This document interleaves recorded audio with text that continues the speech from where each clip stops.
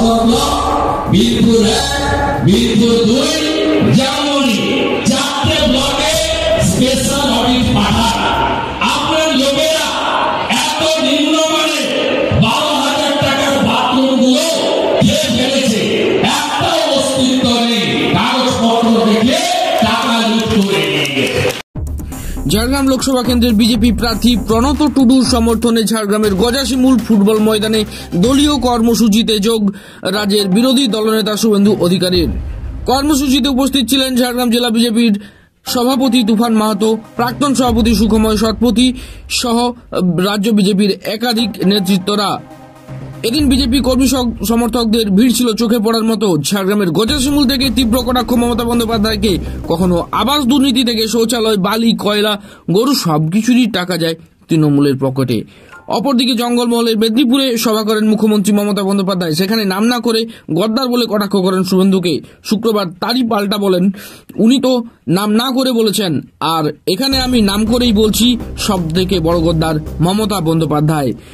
তিনি ঠিক কি বলেছেন এদিনের সভা থেকে সরাসরি শুনুন।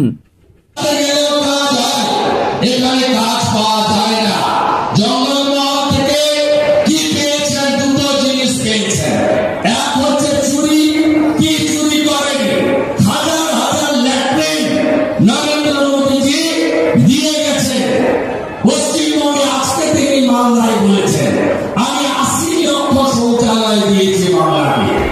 19 সালের লোকসভাতে হারার পরে মুখ্যমন্ত্রী আমাকে জিজ্ঞেস করছিলেন, শুভেন্দু কি হলো, আর কিছু করতে হবে না। পুলিশই এই অস্ত্রগুলো ঢুকিয়েছে।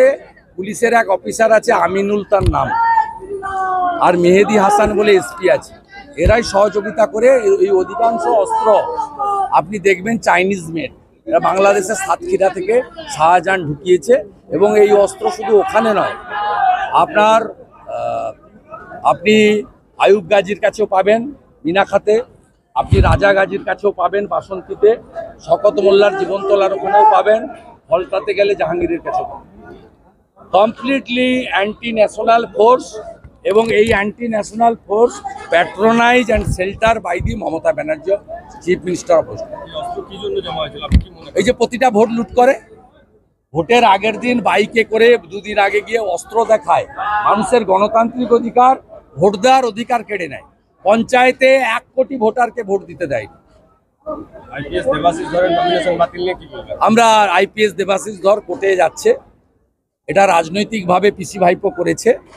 আমি এটা 2 দিন আগে জানতে পেরেছিলাম। তৃণমূলের ভিতরে আমার অনেক লোক আছে, তারা বলে দেওয়ার জন্যই দেবতনু ভট্টাচার্য একটা অ্যাডিশনাল নমিনেশন দিয়ে রেখেছিল। প্রার্থী মোদিজি, সব সিটেই প্রার্থী নরেন্দ্র মোদী, প্রতীক পদ্মফুল, ব্যক্তি কোনো মঞ্চ থেকে বালি চুরির কথা বললেন। আর ওদেরকে 10 বার সিআরআই রিপোর্ট চেয়েছে, 10 বার। 7 বছরে রিপোর্ট পাঠায়নি মমতা ব্যানার্জি, দায়ী মমতা ব্যানার্জি। আর মমতা ব্যানার্জির পার্টি কোম্পানির ম্যানেজিং ডাইরেক্টর ভাইপো বাঁকুড়ায় দাঁড়িয়ে আপনাদের অন রেকর্ড বলে গেছে, কুর্মীরা তৃণমূলকে ভোট দেয় না, আমার ভোট চাই না। তাহলে কুর্মী ভোট তৃণমূলের দরকার নেই, দরকার বিজেপির। তাই বিজেপির ভোট ভাগ করার জন্যই ওখানে অজিত মাহাতো কাজ করছে, এখানে অনুপ মাহাতো। আপনি মঞ্চ থেকে বললেন গরু চুরি, বালু চুরি, বিভিন্ন চুরির কথা বলেন। আপনি দেখেন না মিস্টার রথ, 4000 করে গরু পার করে পুলিশ। এখানে একটি বেআইনি স্পঞ্জ কারখানা, যারা বালি ড্রেজিং করার কথা, তারা বালি, অবৈধ বালি, তারা সুনীল পাটোয়ারিরা, রেশমি, তারা ভাইপোর সঙ্গে মিলে ব্যবসা করছে। এন্টার খড়গপুর এবং ঝাড়গ্রাম তারা দূষিত করছে, গরিব মানুষকে শেষ করছে, এবং যক্ষা, টিবি রোগ আবার ফিরিয়ে এনেছে এই এলাকাতে এরা। এবং এদের 5টা ঘাট যদি বৈধ হয়, 50টা ঘাট অবৈধ। সন্দেশখালীর জমি ফেরত দেওয়া গেলে এখানে জমি ফেরত দেওয়া যাবে না, কারণ এখানে গরিব মানুষের জমি বেচে বাইরে টাকা চলে যাচ্ছে। কি বলবেন? বিজেপি এলে সব জমি ফেরত করাবো। সন্দেশখালী নিয়ে কি জঙ্গলের জমি, ট্রাইবেলদের জমি, কুর্মীদের জমি কেড়ে নেওয়ার অধিকার কারোর নেই। যেদিন রাজ্যে বিজেপি সরকার হবে, 6 মাসের মধ্যে সব জমি ফেরত করাবো। এরা তো গোটা জঙ্গলটাই খেয়ে নিয়েছে, সুবর্ণরেখা কংসাবতীর কোনো অস্তিত্ব রেখেছে? প্রকৃতি মাকে ধ্বংস করছে। সন্দেশখালী নিয়ে কি এনআইএ তদন্ত তাদের প্রার্থী বলছে নাকি রাজ্যের মুখ্যমন্ত্রী প্রধানমন্ত্রী হিসেবে দেখছে। হ্যাঁ, যিনি 45টা আসনে লড়ছেন। এটা ওই পুকুরে ইলিশ মাছ চাষের মতো আর কি।